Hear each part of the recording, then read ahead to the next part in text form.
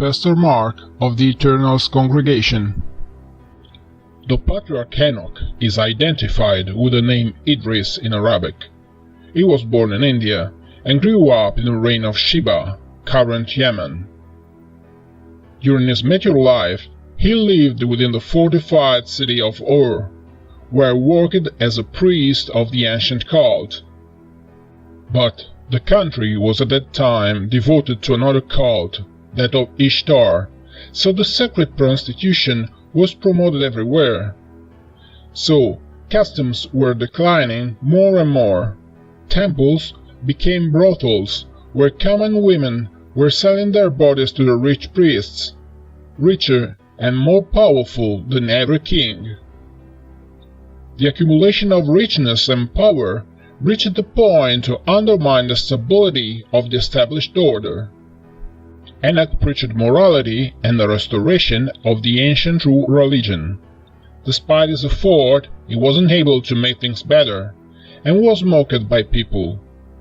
So, tired and disgusted, he decided to emigrate southwestward, and so he did, in the company of others who thought like him. In Arab tradition, the followers of the ancient true religion are called Muslims. So the group went to Heliopolis, an Egyptian city that nowadays forms a part of Cairo city. But even there was the same problem with the cult of Isis, that in fact corresponded with Ishtar. And when Enoch passed away, his descendants or followers took note of his teachings in the so-called first book of Enoch. What is a year? It could be simple to answer that it is a repetition of the seasonal sequence. But we saw that the book of Genesis attributes to the patriarch a natural life that conflicts with the same biblical laws. This does not convince. Within Enoch's teachings, whilst analyzing the text, we can find a simple key that opens us the comprehension of a chain of events pertaining to the biblical mysteries. We must start from the logical idea that something has changed between the writings of the original textual source of the book of Genesis was derived from, and the modern era. Something, that is to say, a calendar change that is nowhere documented. Let's then suppose that in origin the tale was reported in original language, that is Babylonian or Sumerian, using common solar years. But even the Septuagint was compiled in Egypt, in a different epoch, place, and culture. So, if they decoded in a wrong way, the so long ages have been multiplied by some factor.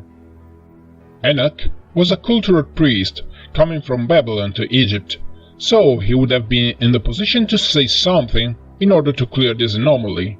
And in fact, we find the answer reading 1 Enoch, chapter 72.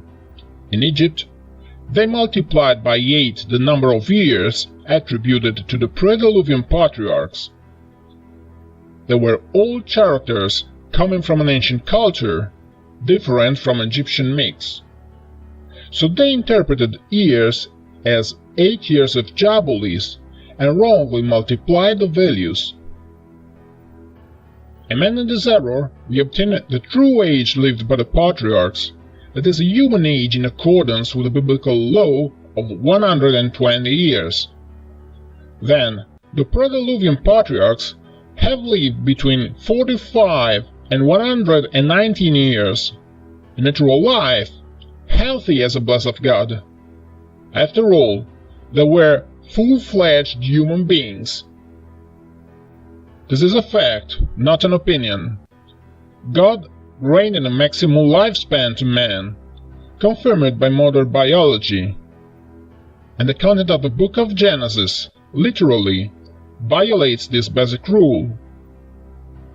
Its text need then to be purified by this error, and the age of the pre-Diluvian patriarchs recalculated and expressed the way God intended. But what about the age the patriarch had a child? By dividing by 8 the ages, they come to be senseless. Right, in the next episode we are going to clear that second mystery, So stay with us.